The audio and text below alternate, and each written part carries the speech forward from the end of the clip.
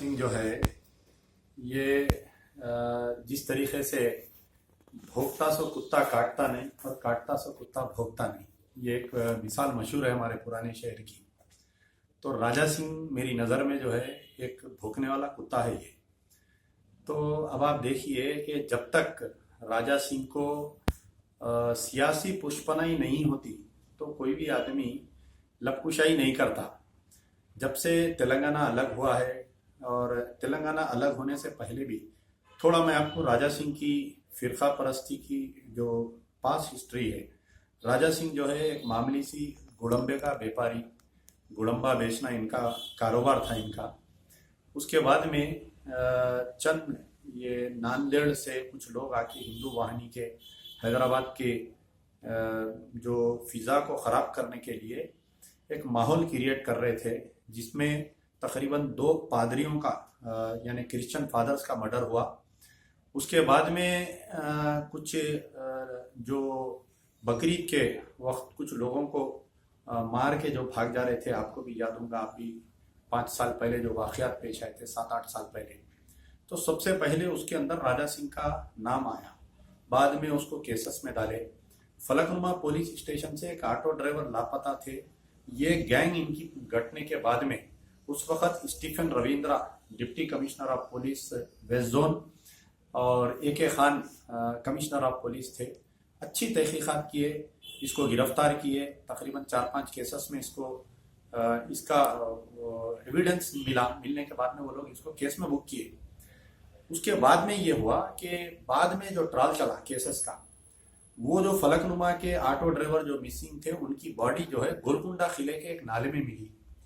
Golconda police की जानिब से सही पैरवी नहीं होने की तरफ से ये राजा सिंह और इनकी कंपनी बाइज्जत बरी हो गई। उसमें उमन तो ऐसा होना चाहिए कि कोई आदमी अगर बाइज्जत बरी, यानी कोई मुस्लिम लड़कों को गिरफ्तार करते अगर वो लोग बाइज्जत बरी हो गए तो हुकूमत जो है अपील पे जाती। लेकिन राजा सिंह जो मर्डर केस में अक्यूज्ड है, उन्हें बाइज्जत बरी हो गया। उसमें अपील पे आज की तारीख तक भी नहीं गई गोलकुंडा पुलिस और अब मौजूदा जो कमिश्नर ऑफ पुलिस है। तो इसके ऊपर जो है साबिका में कई केसेस डाले गए थे। लेकिन तेलंगाना अलग होने के बाद में, TRS सरकार आने के बाद में, राजा सिंह को जो है हमारे KCR साहब की गवर्नमेंट और नयना नरसिम्हा रेड्डी साहब होम मिनिस्टर, इनका ये जो है कुछ पुष्पनाई है, इनकी सरपरस्ती में ये काम हो रहा है। मुझे ऐसा महसूस हो रहा है कि आने वाले दिनों में या तो राजा सिंह जो है TRS पार्टी ज्वाइन कर लेंगे, या हो सकता है कि TRS और BJP का अलायंस होगा, इसलिए राजा सिंह को हाथ नहीं लगा रहे हैं। अब आप देखिए, मैं खुद कई केसेस में कंप्लेनेंट हूँ कि 6 अक्टूबर 2015 को राजा सिंह की एक तकरीर हुई थी गोवा में। हिंदू अधिवेशन के नाम से एक तकरीर हुई थी गोवा में, जिसमें उन्होंने ये कहा था कि हैदराबाद में जब हनुमान जयंती या श्री रामनवमी की रैली निकाली जाती तो मुसलमान जो है हैदराबाद के टोपी पहन के नहीं फिरते और मसाजिद को पुलिस के आला ओहदेदार बुलाकर लाग डाल देते। तो हम जाके डबिलपुरा पुलिस स्टेशन में कंप्लेंट किए, ये पूछे कि आया ये बात सही है क्या, जब श्री रामनवमी या हनुमान जयंती रैली होती है तो उस वक्त पे ऐसा मुसलमानों को आप लोग बोलते क्या पुलिस वाले कि आप मस्जिद में नमाज मत पढ़ो? ऐसा तो कुछ नहीं होता। तो डबिलपुरे में एक FIR नंबर 82 ऑफ 2015 दर्ज हुआ। इसको स्पेशल इन्वेस्टिगेशन टीम को इन्वेस्टिगेशन को दिए। स्पेशल इन्वेस्टिगेशन टीम बगैर किसी मुझको पूछे के, यानी मैं कंप्लेनेंट हूं, मेरे से कुछ पूछना था कि लैक ऑफ एविडेंस बोल के केस को क्लोज कर दिए। स्पेशल इन्वेस्टिगेशन के श्यामला राव इंस्पेक्टर केस को क्लोज कर दिए। मेरे को नोटिस आई बाद में केस को क्लोज कर दिए बोल के। आप बतलाइए। तो फिर उसके बाद में फिर यही राजा सिंह जो है दिल्ली में एक तकरीर करके उसमें ये बोले कि नौजुबिल्ला के जो हरमैन शरफेन है, जो काबा है, वो पहले जो है हिंदू भगवान का, लॉर्ड शिवा का वो मंदिर थी, आज मुसलमान उसको काबे में तब्दील कर दिए। दिल्ली में तकरीर के ऊपर भी मैं एक केस FIR हम रजिस्टर कराए डबिलपुरा पुलिस स्टेशन में। तो उसमें 153 है, 295 है, FIR नंबर 115 ऑफ 2015 4/9/2015 यानी 4 नवंबर को हम कंप्लेंट करें। वो भी केस स्पेशल इन्वेस्टिगेशन टीम को दिए, उसमें भी केस को क्लोज कर दिए। आप मेरी बात को गौर से सुनिए कि केस को हुकूमत की जानिब से क्लोज कर दिए। और एक चीज ये होती कि कोई अगर एमएलए, सिटिंग एमएलए कोई इश्तियाल अंगेज तकरीर करता है तो 153A में गवर्नमेंट की तरफ से सैंक्शन होना पड़ता है। प्रिंसिपल सेक्रेटरी होम जो है इसका सैंक्शन देते हैं। इन्हें जाके हाथ पैर पड़ के नैना नरसिम्हा रेड्डी होम मिनिस्टर साहब से मिलके और डीजीपी से मिलके वो सैंक्शन परमिशन अभी तक नहीं दे रही। 3 साल पहले इसकी जो तकरीर थी या इसका जो बयान पे केस दर्ज हुआ उसमें आज की तारीख तक भी ये नहीं दे रही। फिर उसके बाद में जो बैरागढ़ बोल के एक मुकाम है भोपाल में, मध्य प्रदेश में, एक तकरीर करते हुए उन्होंने ये बोले कि हम हैदराबाद में जो है गौरक्षा समिति बना के गायों की रक्षा करने के लिए जो मुस्लिम ताजिर जानवरों को मुंतकिल कर रहे हैं, हम उनपे एक ग्रुप बना के हम हमले कर रहे हैं हम और उनको मार दे रहे हैं हम बोल के उन्हें ये बैरागढ़ भोपाल में मध्य प्रदेश में तकरीर में बोला ये बात उन्हें। उसके ऊपर भी हम जो है एक कंप्लेंट करे, सीडी दिए, केस बुक कराए, लेकिन आज की तारीख तक भी ना उस केस में गिरफ्तारी हो रही ना उस केस में कुछ हो रहा। फिर उसके बाद में 9 अप्रैल 2017 के दिन यहाँ पर एक हनुमान जयंती यानी शोभा यात्रा बोल के निकाले। वो तकरीर में भी राजा सिंह जो है वो उसमें बाज़ाफ्ता ये तकरीर में ये बोल रहा उन्हें कि जो लोग वंदे मातरम नहीं बोलेंगे वो मुसलमान यानी हिंदुस्तान छोड़ के चले जाना, वंदे मातरम बोलना चाहिए। जबकि वंदे मातरम नहीं पढ़ना बोल के वंदे मातरम हराम करार दिया गया है। वंदे मातरम बाज़ाफ्ता फतवा है। मुसलमान जो है सिर्फ और सिर्फ एक यानी एक अल्लाह के सामने ही सजदा रोज होता है। तो मुसलमान जो है दरीन परीन चरीन पानी सूरज धरती ये किसी की पूजा नहीं करता और झुकता नहीं।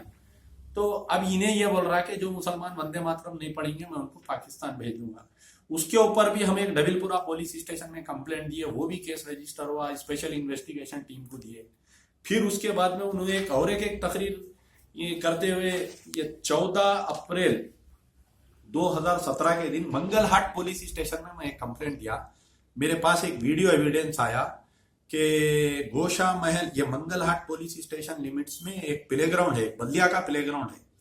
बल्दिया के प्लेग्राउंड में बच्चों को तलवार फिराना सिखा रहा और पीछे गाना, उसमें गाने लगा के कि हम एक दिन राम मंदिर बनाएंगे और आपके उसमें उन्हें तकरीर में वहाँ ये जो आर्म्स एक्ट यानी आर्म्स ट्रेनिंग जो तलवार फिराने की, लठ फिराने की बाज़ाफ्ता राजा सिंह की हम वीडियो एविडेंस लेके जाके हम गोशा मेल इंस्पेक्टर को दिए।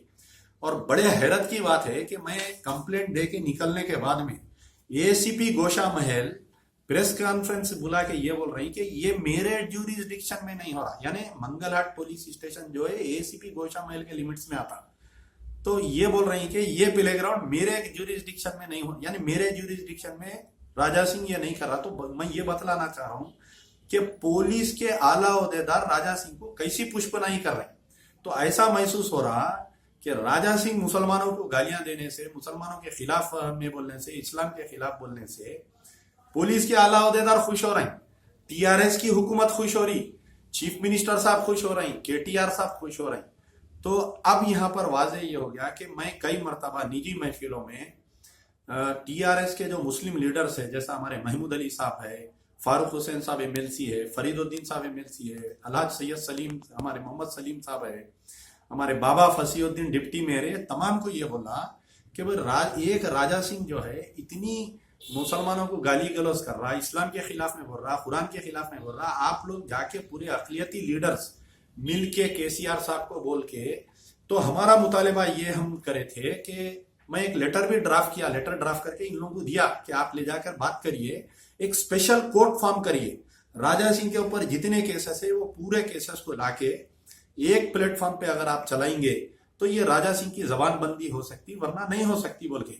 अब मुझे ये सुन के हैरत हुई कि मैं वो लेटर देने के एक बहुत बड़े टीआरएस के लीडर को लेटर दिया, ये बोला कि आप ले जाकर इसको अपने लेटर हेड पे लिख के पूरे अक़लियती कायदीन के लोग इस पे सिग्नेचर करके केसीआर साहब को दियो। 3 महीने के बाद में मैं जब मालूम किया तो वो बेचारे मुझे ये बोले कि नहीं, हम लोग कोई भी टीआरएस का मुस्लिम लीडर वो लेटर पे साइन करने के लिए राजी नहीं है।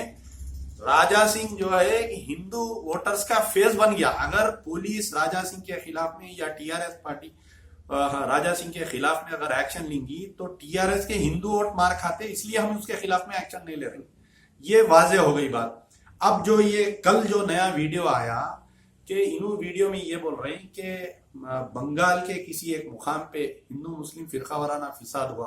बंगाल में जो फिसाद हो रहा वो फिसाद जो है बीजेपी के सेंट्रल मिनिस्टर्स बैठ के, अमित शाह वहां पर बंगाल में बैठ के ममता बनर्जी को परेशान करने के लिए हिंदू मुसलमान फिसाद वहां पर बरपाया गया।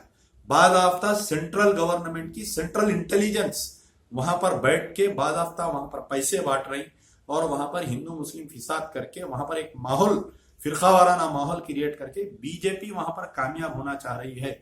लेकिन सारे हिंदुस्तान के मुसलमान एक तरफ है, बंगाल का जो हिंदू और मुसलमान है ये जो मुत्तहिद तौर पर ये लोग काम करते हैं। और राजा सिंह ये बोल रहे हैं कि जिस तरीके से गुजरात के हिंदू मुसलमानों को सबक सिखाए वैसे ही बंगाल के हिंदू भी सबक सिखाना चाहिए। तो ये बेवकूफ को ये नहीं मालूम कि गुजरात में जो है दरिंदर की हुकूमत थी, नरेंद्र मोदी की हुकूमत थी।